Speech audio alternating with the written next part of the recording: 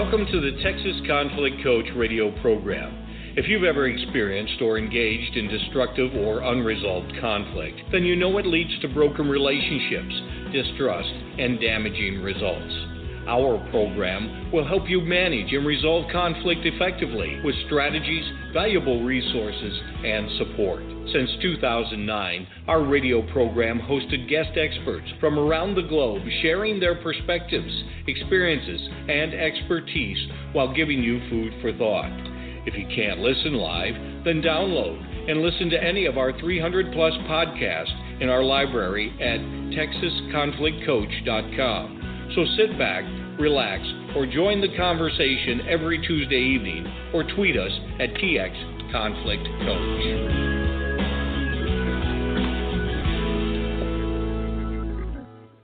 Good evening, listeners and viewers. We are back for our final episode of the four-part series, Conflict and Empathy. Where has empathy and compassion gone? My returning guest, Edwin Rutsch, and our special guest tonight, Keiko Krahnke from the University of Northern Colorado, and you can see them on the video screens now. We are going to be talking about how do we foster empathy in the business, work, and beyond. And the beyond, well, it's about building a global culture of empathy. Now, I'm excited that once again we're using video through Google Hangouts. Thank you, Edwin, for that. And so for our followers of the Texas Conflict Coach and our viewers of the Center for Culture of Empathy, Building Culture of Empathy, you can see the video portion of this audio recording either by visiting texasconflictcoach.com or cultureofempathy.com. So excited to be doing this by video. Now, our special guest, Keiko Krahnke, received her BA from Doshisha Women's College in Japan and her MA and Ph.D. from Colorado State University. She joined the faculty at Monfort College of Business at University of Northern Colorado in 1999 and as an associate professor of management. Now, Keiko brings diverse knowledge and expertise in the classroom and to her research. Her academic background is in language teaching and applied linguistics, counseling, and human resource development. Keiko has served in leadership positions of the Management, Spirituality, and Religion Interest Group in the Academy of Management and serves on the editorial board for the Journal of Behavioral and Applied Management. Not to mention, she's done a lot of traveling and a lot of presentations on empathy and mindfulness meditation. So I'm so excited to have you, Keiko, join our series. And then, of course, we have our lovely returning guest, Edwin Rutsch, the founding director of the Center for Building a Culture of Empathy.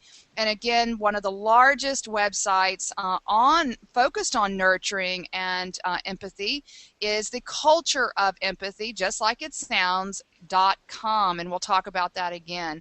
Now, he spent about 10 years being a seeker, traveling, working, and studying his way around the world. And Ed was also what I would call a computer geek, computer guru, doing a lot of computer technology work, and now has joined the empathy movement and is leading the empathy movement and building that. And so after he's discovered the power of empathy, he has dedicated his life to raising the level of awareness and empathy in society and building this global culture of empathy. So yay, welcome, welcome, welcome to both of you. Thank you so much. Thank you. And Keiko, thank you for joining us. Well, thank you for inviting me. So good to be with you again, Patty. Yes, this has been a lot of fun, Edwin. This is our last episode of this series, but it certainly won't be the last time we'll be talking and working together. So I'm so excited about all the possibilities of how we can partner and support your work in building this culture. You know, last episode we talked a lot about your family and restorative justice circles and the power of actually how you using empathy circles really turned things around in your family and opened a number of doors for your family. And since we're transitioning now to this, well, what about the business world, you know? And I happened to mention recently to a couple of business colleagues, not people who don't do conflict resolution work, but who have businesses or work in the business world, and they're like, empathy? What do you mean empathy in the business?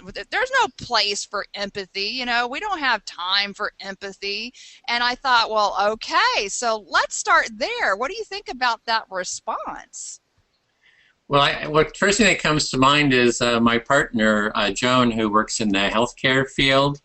And she would come home from working at the hospital. She was an infectious disease nurse. And she would be constantly coming home in tears. Like, oh, I'm having this terrible experience. And it was all about office politics. You know, she really loved her work, but it was all the interactions with people that was just causing her to come in tears, kind of being demeaned or put down or not understood. So for me, it's like that's really kind of a need for empathy in those situations. Anywhere where we have human relationships, I think there's a need for empathy, and there's certainly a lot of relationships in the business world, between employees, management, and shareholders, and other management, and with customers. So everywhere where there's a relationship, a human relationship, there's a need for empathy. Well, I agree. Business is not that much different from a family. We kind of we build the walls, and then the walls start to shape us. So we have certain stereotypical assumptions about what business is like, what an organization is like. So we kind of perpetuate that notion of, what business should look like. But I really do think that things are starting to change, because there are some businesses that are doing really different things that are very different from business as usual, so to speak. There are some businesses that are really trying to break the mold or the assumption, traditional assumption of what business should look like. And there are some businesses that are doing a lot of good for the ecology. And there are some businesses that are really trying to create a different organizational culture. And there are some businesses that are even called vehicles for creating a difference in the world. So I really do think that the business can be a vehicle for creating a positive change in the society. Well, and so can you say more? Can you give a specific example of what businesses are doing differently to embrace how we're changing society, especially in the terms of how we deal with conflict and building empathy? Well, there's one company. Oh, sorry. We have a little bit of lag too, I think, in the audio. So there's one company that I wanted to mention was IDEO. We talked about relationships, within the company. Right. And then there's also kind of relationship of the company with the customers. And there's one design firm called IDEO that's one of the top design firms in the world. And they have a process for product design, concept design, process design it's called design thinking. And their process actually starts with empathy. So the very first step that you take in creating a product or a process that's going to go out and that'll work with your customers is you have to empathize. You have to put yourself in their shoes and go out and research and hear what it is that the customer wants and needs, actually, and then create. They have a whole process that they go through of creating ideas, brainstorming, prototyping, testing, and then they go back into the empathy phase. So it's this whole process of that they use for designing products, which is not quite the answer in terms of conflict, like resolving conflict. But in a sense, it kind of does, because when you create a product that empathizes with your consumers, with your users, yes, you're actually avoiding, painful conflict with the product itself. Mm-hmm. More and more so in management and business, we're really starting to embrace strength-based management. And Peter Drucker once said that instead of solving problems, so in this case, instead of focusing on the conflict, we focus on something really good like empathy or compassion. So we align strengths in a way that weaknesses can be irrelevant. So if we really focus on empathy, maybe someday we won't need to have to deal with conflict. So it's one way to deal with conflict and how to solve the conflict, situations. But another way is to really increase empathy, really focus on compassion and empathy, so conflicts may become irrelevant. So, and many businesses are starting to also embrace doing well by doing good. So, it used to be that they, profit is number one goal and they had to focus on that. But now consumers are becoming very smart too. They're not going to buy products from companies that may be doing unethical things. So companies are quickly learning, catching on that, they need to be doing both. And if they do the right things, all the other, good things like profit and good reputation and all these things will come with that. I love what you were saying. Doing well by doing good. As you both were speaking about not only the design empathy. They're developing a product because usually we develop products because consumers have a need or there's a problem they're trying to solve. And then as you were speaking, Keiko, about doing well by doing good. I travel a lot, as probably both of you do as well. And the first thing I thought of was Southwest Airlines. They're so empathetic and compassionate in how they provide services not only to their customers but their internal customers, which are their employees, and they have such a reputation for how they treat their employees, and I think empathy and compassion and listening is probably a huge part of what they do when they're doing the work that they do. Now, we're looking at the workplace, we're looking at global and beyond, the society, and it's interesting, and I loved hearing about how some of these businesses and companies that all of us are working on are making transitions and are making shifts, but there's a lot of organizations that are still kind of stuck, if you will. And so what feels like a lack of empathy and compassion, the pressures of producing, the pressures of creating a profit. And so I guess the question is how does a leader even to begin to address this lack of empathy and compassion in the organizations? Where do they even begin to address that? And how do employees start to take ownership and responsibility of building this in their workplace? Well, in terms of the leadership aspect, the first thing that comes to mind is Barack Obama.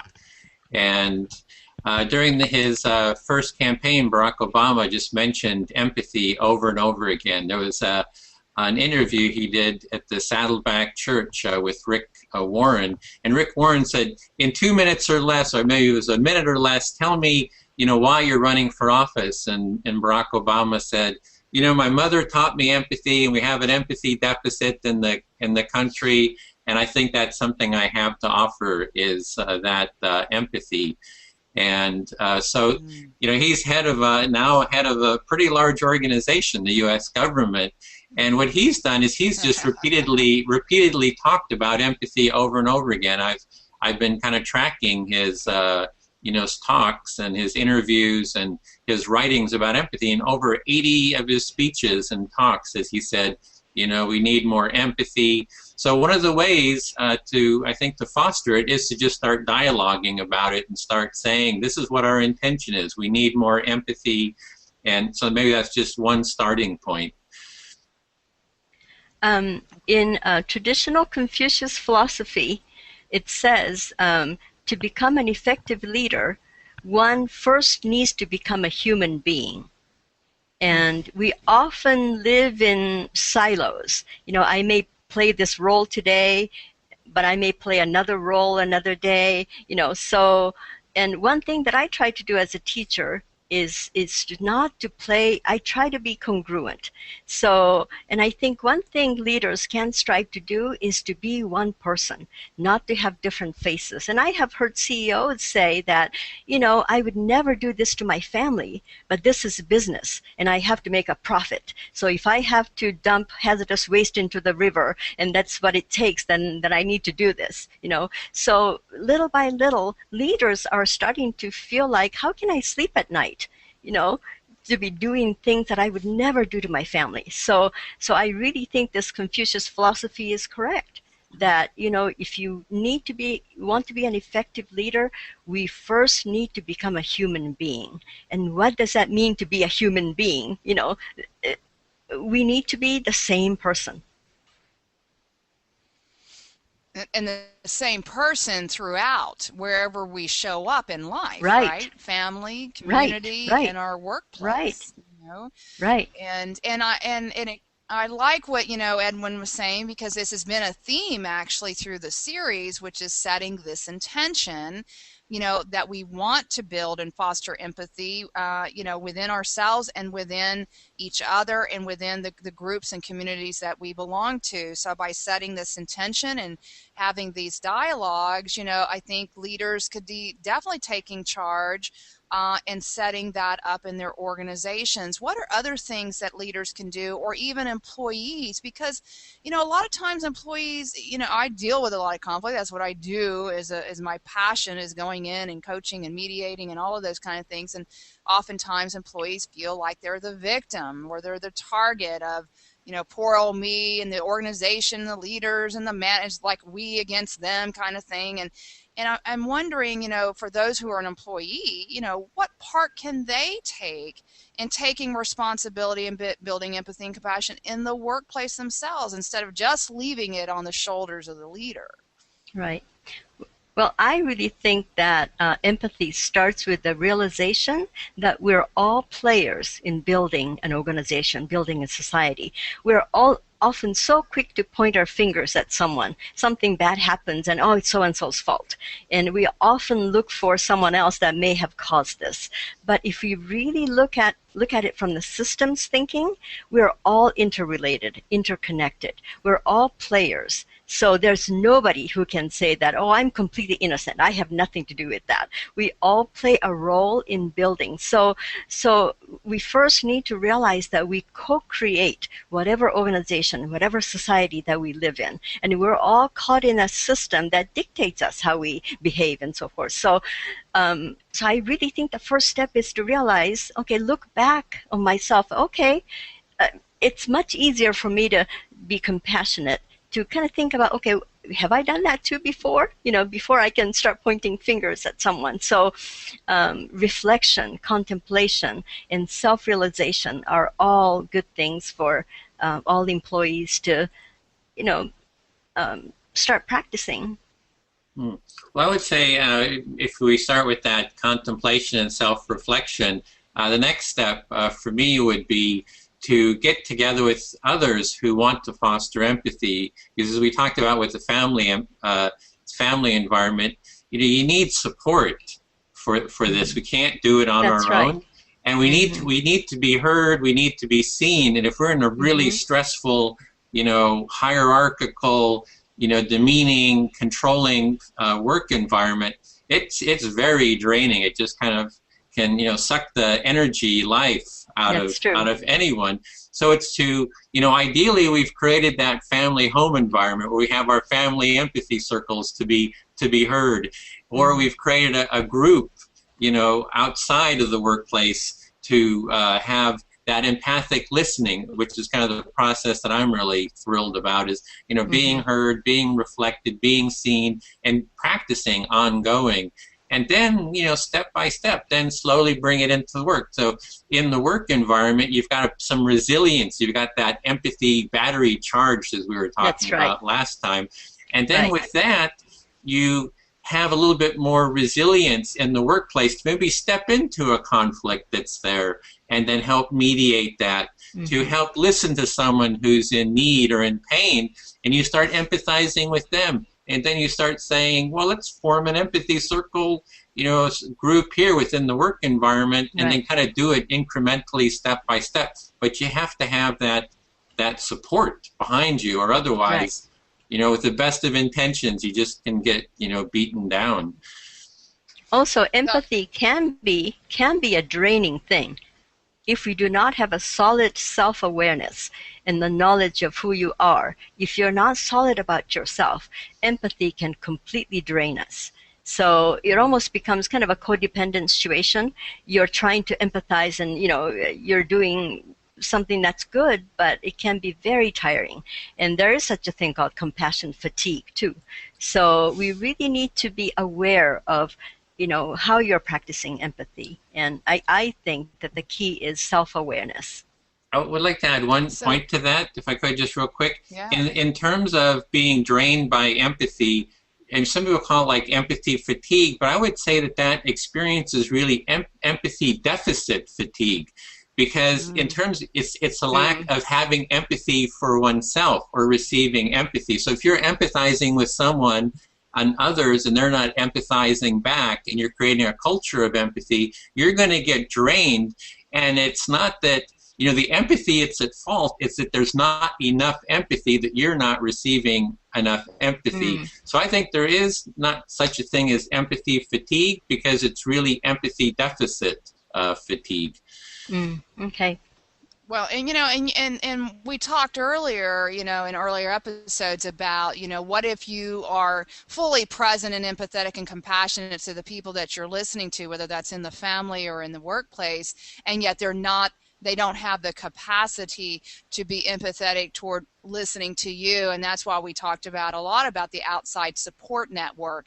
You know, where do you get recharged in that, you know, that empathy battery? Now, I'm going to play a little devil's advocate here from a little of what you just said, Keiko and Edwin. And of course, I loved, you know, just kind of in summary, you know, that, you know, it's about self-reflection. It's about being, you know, really self-aware about, you know, what our role is, and also being compassionate toward ourselves, but being really, you know, in order to be very constructive, productive, and also to be very effective in doing this, that self-awareness and reflection is really key. The devil's advocate that came up for me is, you know, when people might try to do this, they're listening to this and they're like, we don't have time for that kind of stuff in the workplace. You know how fast-paced we are here? There's so much pressure to get stuff done. I can't even have 10 minutes to even take a breath for myself, much less sit down and listen to somebody. I can hear that over and over and over again because they called me in. They're in conflict, and it's like that, you know, where do you slow down part? You know, where do you slow down long enough to listen to yourself, to listen to, especially if you're a leader, to listen to what your employees are saying to you, because if they're not feeling heard and understood, then they're not going to trust to keep coming back to you with their concerns. And so I can just hear all this resistance going on to this whole idea of, you know, sitting down and doing empathic, reflective listening. So what are your thoughts about how we deal with this resistance? Okay. Well, I think empathy does not just exist in interpersonal listening situations, in which I can talk about later. Empathy can come in so many different forms. And something about spending time for contemplation. We do so much reacting to symptoms because we try to save time. And it's like, I get a headache. Oh, I take an aspirin. Okay, I don't have time to do other things, right? But if we keep doing that, we may forget that the symptom is getting worse and worse and worse and worse until we get really sick. And then we lose a lot of time. So, and we are basically doing too much of this. It's called shifting the burden in the systems thinking language, but businesses do, individuals do. We think that we are saving time. So people may say that, yeah, well, when do we have the time to listen to you and contemplate and self-awareness? But I would say that by doing that, we can become much more aware of the real issue, core issue. We can get to the core issue, and no matter how painful that it might be, and it'll save more time. That would be my opinion. What about you, Edwin? The same thing comes to mind. It's just a comment I heard by Stephen Covey, who wrote the 7 Habits of Highly Successful People. And he says, empathy is time, efficiency is for machines.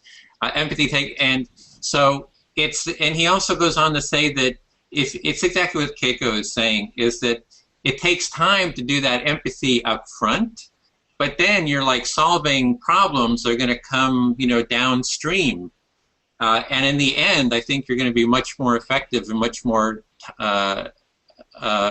effective in your work and with time to begin with, because those problems have been solved up front and been heard and resolved, that all those tensions and all that stress downstream is going to be avoided, and you'll actually be more productive.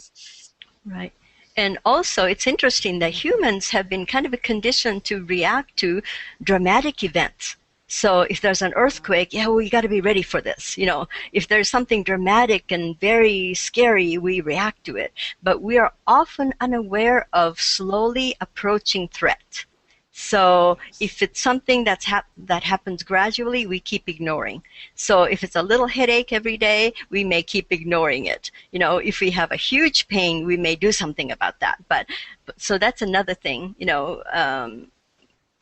We might actually be saving time by spending time up front to really contemplate, to think about what may be the core issue, and valuing relationships and being respectful to humans. You may actually be saving, a lot of time and trying to solve other headaches later on. Bigger headaches, yeah. Yes. Well, and I like what you said, because a lot of times, people see those symptoms, however small they might be, and they ignore it. But sometimes they really don't. They don't either recognize that it's becoming a bigger threat until it's there, and all of a sudden, how did it get to this point? Well, there were signs and signals all along the way, and we were so rushed in our business world to get things done, to achieve a certain product level or profit line, or whatever, number of widgets we got to produce each day, whatever those things are for businesses. And it's about slowing down and recognizing those signals and really being attuned to that. So we're going to talk about how do we go beyond, and so before we do that, just for those who are just either tuning in, you are listening to the Texas Conflict Coach, and we are here with our special guest Keiko Krahnke with the University of Northern Colorado, and our returning guest who is partnered with the Texas Conflict Coach, which is Edwin Rutsch, with the Center for Building a Culture of Empathy. And so we continue on our topic about focusing and nurturing empathy, not only in the business and workplace, but beyond. So when we say about going beyond, we mentioned a little bit about building a global culture of empathy. So what can we do as global citizens to support this and to do our part? I'm going to start with you, Keiko, first. Okay. On that. So we live in a system, and we're often sort of accustomed to just looking at our own system, immediate system. We may not take the time to look at larger system we're embedded in.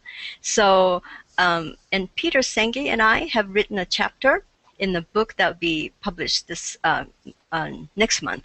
And we're calling that empathy Transcendent Empathy, which is broader than empathy that I may feel for you because you're in front of me, you're my friend. It's easy to empathize with our friends and family members, right?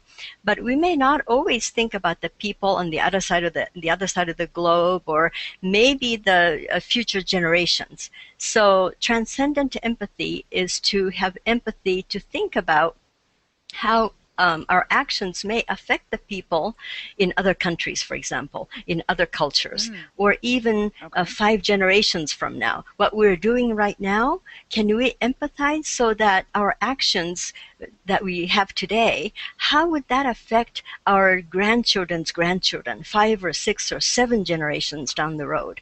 To have that ability is critical. That I'm saying, Peter and I are saying that that ability is critical for future leaders. And humans are such that it's easy for us to empathize and say good things and have good thoughts for people who are kind of within our circles. But if we go outside into the outer circles, what about people who are in the Middle East, for example? It's easy for us to kind of, see them as enemies or such different cultures. We don't understand them and so forth, right? So, and then other species. We may empathize with humans, but what about other species? And even when we think about other species, dogs and cats, but what about other wildlife or farm animals and so forth? So in all different ways, I'm calling transcendent empathy as the ability to transcend our ego and to see the larger system so that we can do the right thing for future generations and for all. So a small example may be that when I look at my cell phone, okay, who was involved in making my cell phone? Was there a 10-year-old who gave up going to school assembling my cell phone? So that does not mean that I'm not going to use my cell phone, but that having that awareness, having that inquiry to think about what I do today, how would that, if I bought this package of food product, okay, what was involved? Was the rainforest destroyed in order to make the food that I'm buying? So all that, it gets a little complicated, but that's the kind of empathy that is going to eventually connect all of us on this planet. Wow, that's really powerful. What is the book called? It's coming out next month or this year sometime? Next month. It's called Organizing Through Empathy. And one of the chapters is on Transcendent Empathy, which I'm talking about right now. Okay. And there's a very powerful statement by Jeremy. Well, thank you. Jeremy Rifkin, there's a very powerful statement by him. He says, empathy is the next invisible hand that's going to save humanity. So, and he thinks all the technology that we have, it's not such a stretch to connect all of us. So we can feel for each other. We can do what's right for not just your family member, but what maybe a 10-year-old who may be, working in a factory in China, or so that empathy is what is going to connect all of us. Oh, I love that very much. Edwin, what would you like to add about that? It's along the same lines. The way I look at it is we need a global culture of empathy. So we need to transform our total culture, our society, to be supportive of empathy in all ways, and transform the institutions. We can start with ourselves, our own intention to foster empathy individually, but also I'm a bit evangelical about it, right? It's like, how do we evangelize the world to have more empathy? And it's like, it's like thinking of, Keiko was talking about was it children who were creating the phones, and you can say, well, let's not buy those phones, or the Middle East. It's not just about helping them, but creating in Syria a culture of empathy. I mean, that's the only solution out of the Syrian mess, and those civil wars is to be there saying, we want a culture, we want to support you with a culture of empathy. We're here to get you to dialogue. We want to hear all sides, what's important to you, and to really start changing the institutions. So we can change schools, so schools are optimized for fostering empathy. We can take the justice system, which is now a punitive, confrontational approach based on retribution, and really transform that to be restorative empathy. It might be called restorative justice, but I would take it as far as we need restorative empathy so that everyone involved is heard, and that we're trying to restore connection that has been ruptured within maybe a crime or whatever has been happening. Right. And so every institution, for me, needs to be transformed so that it optimizes empathic connection, and that means the whole global culture. Right, and I think connection is the key, and not just between countries, but I would often say unlikely partnership. You may think about partnering with someone that you may not even think about, so we can really understand each other. And without this unlikely partnerships, all the connections, we really cannot build a healthy society. So as you said, Edwin, we still have the punitive system, and we are reacting, we're doing the symptom thing, right? We're building more prison, and so that we can put more people, inside the prison, telling the people that, well, we have a safer society because we have them locked up. But what is the core issue? Who needs to be involved? Education needs to be involved, maybe the legal system, everything. Everybody has to be involved in creating a healthier society, empathetic society. So when you talk about everyone being involved, what are some things that people, in addition to the reflection and contemplation and setting intention and practicing and having dialogues, what are other things that everyday people, can be doing, just the person on the corner. It could be the homeless person. It could be anybody, not just someone who's in a higher powered position, to do in their part as really as a global system. Because if you're talking about transcendent empathy, if you're talking about what we can do to cultivate that not only in our daily lives but globally, what can the everyday person be doing? Would you like to start? Oh, sure. Well, one thing is, that's what, there's kind of two parts to it. One is you can just start learning everything about empathy. And that's one thing I've done with the cultureofempathy.com website, just put together a lot of resources so you can kind of learn about all the aspects. But that's kind of like a, more of a learning. And the other is really a doing. It just starts, for me, by doing. So they're both important.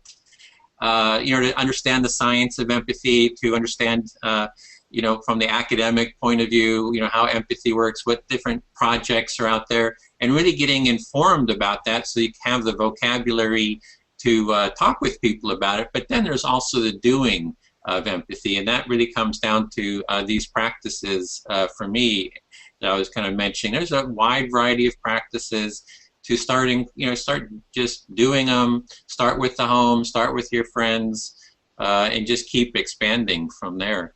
Mm-hmm.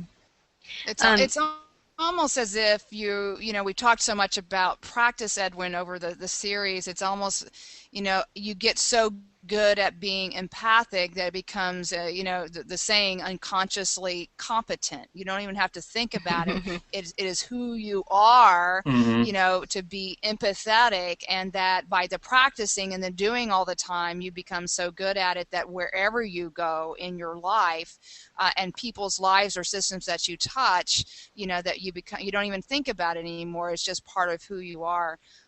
Wherever you might show up. Keiko, you were going to add something else as well. Well, there are a couple of things. First of all, I really, once again, knowing who you are and feeling solid about, who you are really helps me personally to react to things that people may have said. If I reacted, that could easily turn into a conflict, right? But I know who I am. It becomes much easier for whatever hurtful someone said to kind of, let it roll off my back, so to speak. So, because I really do believe that if I don't give them, other people, my permission to hurt me, I will not be hurt. So people can say all kinds of things to me, but I don't have to react to it, right? So that self-confidence and self-awareness really is the key.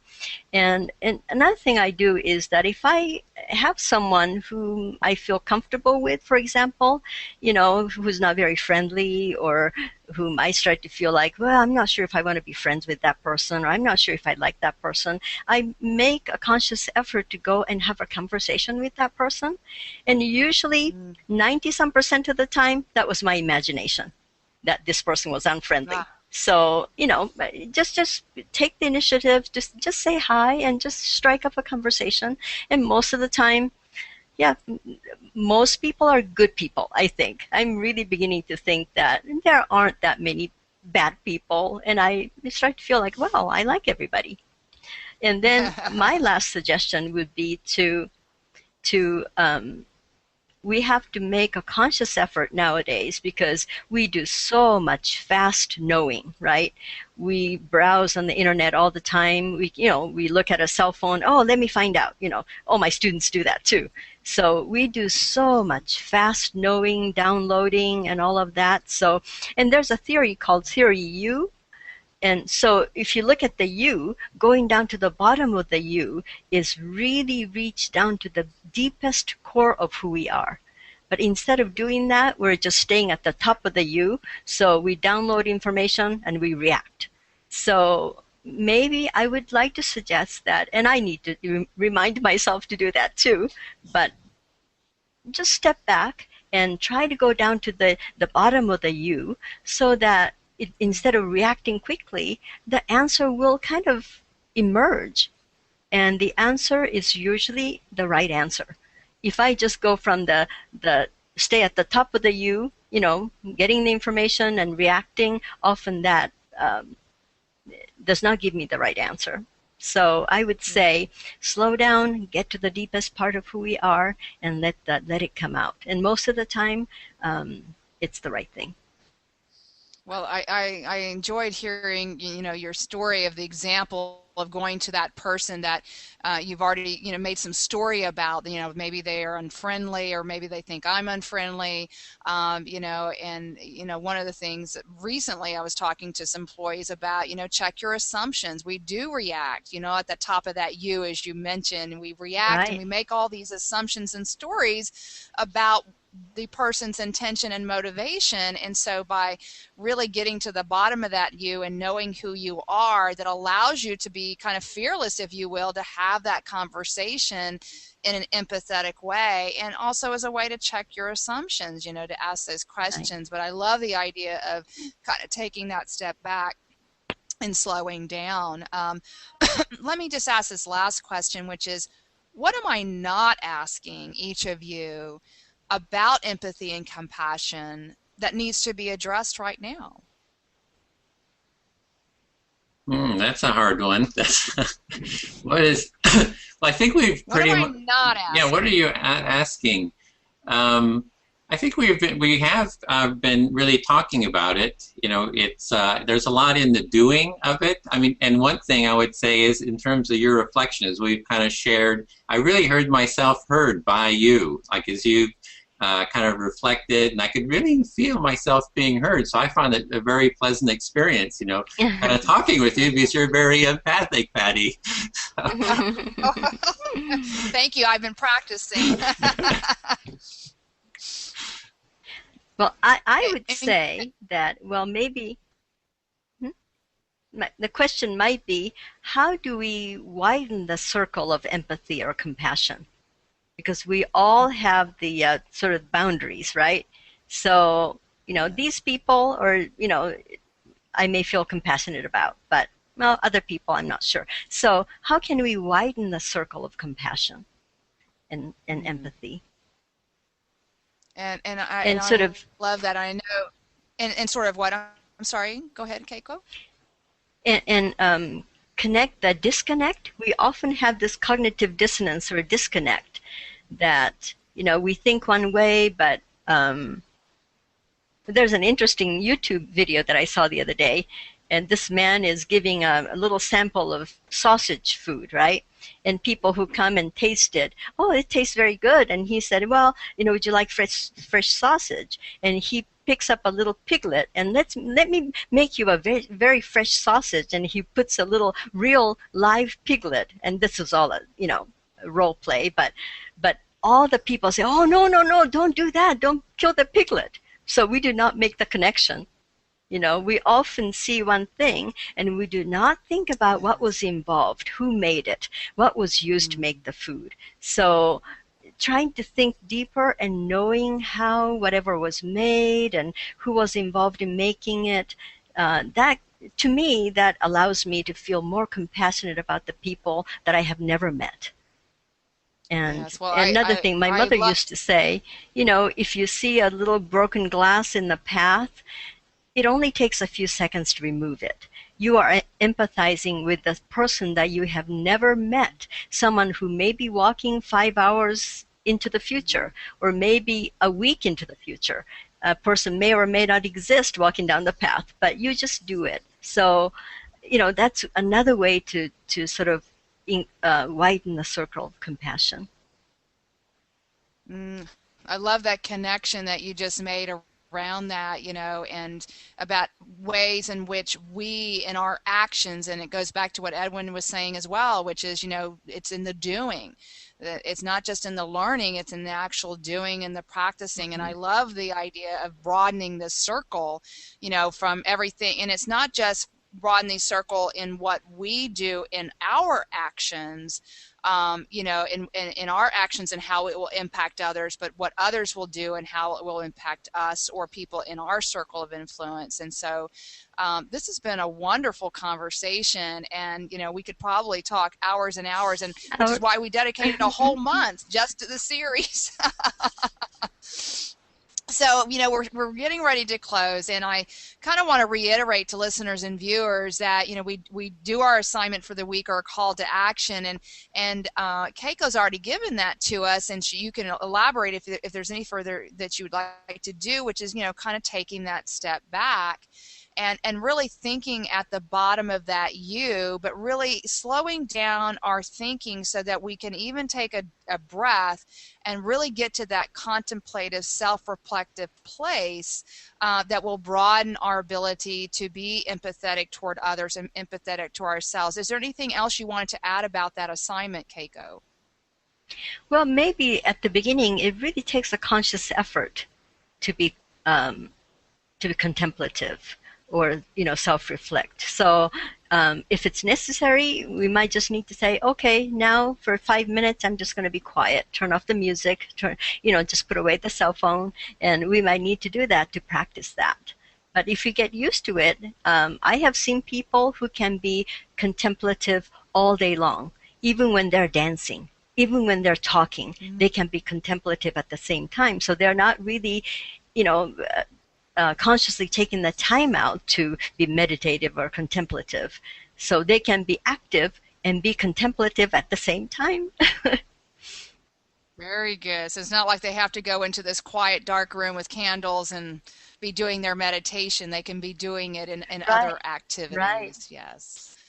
Okay, very, very good. So as we start to transition to closing, there's a number of couple of websites we want to point your attention to. Of course, we've been talking about thecultureofempathy.com, where there's so many ways to get involved, to join the empathy circles on Saturday mornings, to see videos. There's so much there.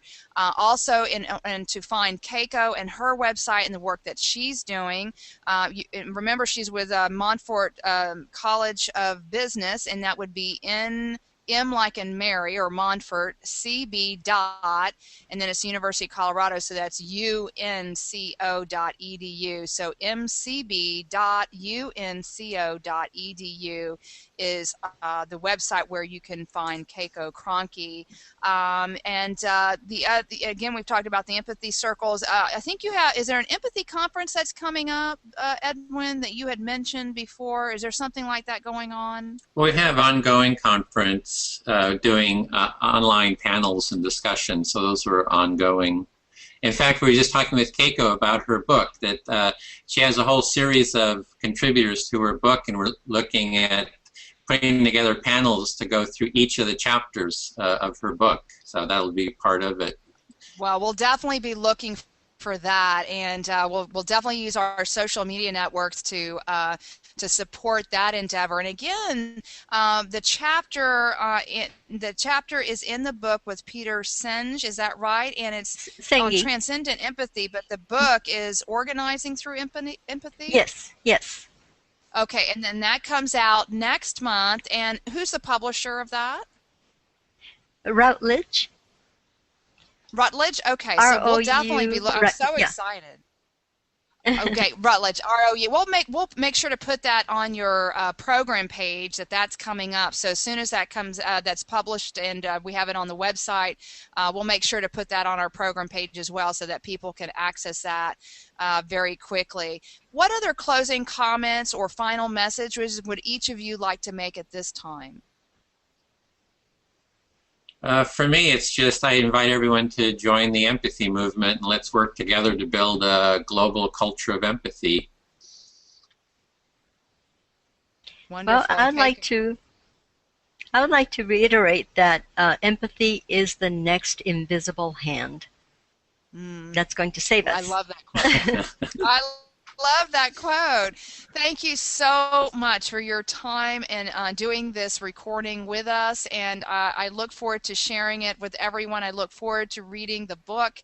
I look forward to continue our relationship, Edwin, and so we will all prosper definitely in this world if we continue to build and join the movement of empathy. So thank you for being part of the Texas Conflict Coach. Thank you for listening to the Texas Conflict Coach. We hope you've enjoyed the program. You can find over 300 podcasts archived to listen at your own convenience at texasconflictcoach.com. or download the podcast at iTunes or Stitcher Radio. To learn about upcoming radio programs and resources, sign up for our monthly e-newsletter.